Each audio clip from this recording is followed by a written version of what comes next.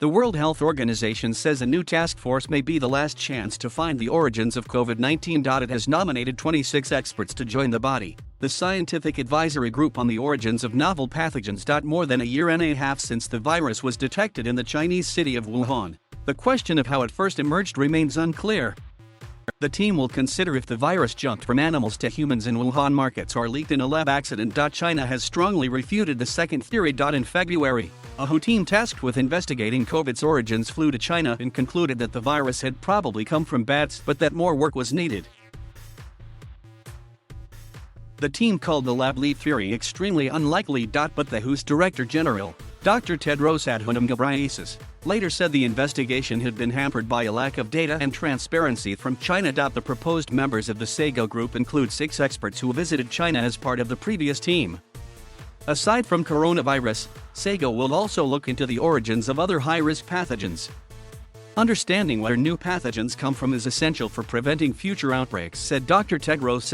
In a joint editorial in the journal Science, Dr. Tedros and other WHO officials said a lab accident cannot be ruled out.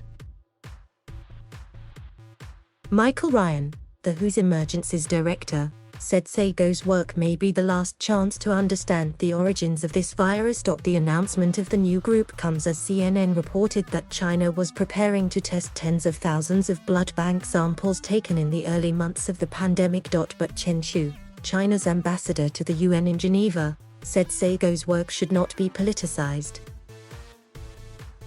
It is time to send teams to other places, he said. Tulip Mazumdar, global health correspondent. Almost 2 years since the start of the pandemic, we still don't know how or when the deadly SARS-CoV-2 virus emerged. Investigating new viruses is always extremely complex, but scientists have been able to find the source of the 2 previous coronavirus outbreaks, both of which have emerged from animals. It's been 9 months since the last WHO-convened mission returned from Wuhan, saying a similar animal spillover was the most likely source of the pandemic. But questions continue to be raised about a potential accident at a Wuhan lab which studies coronaviruses and keeps thousands of bat samples. China has strenuously denied this. The WHO says China still hasn't shared crucial data from the earliest days of the pandemic. The UN agency, which has been caught in the firing line between China and the US's bigger geopolitical fight on this issue, has been hardening its language on investigations into a lab leak theory. The science is becoming increasingly politicized, with China so far refusing to allow international scientists back into the country.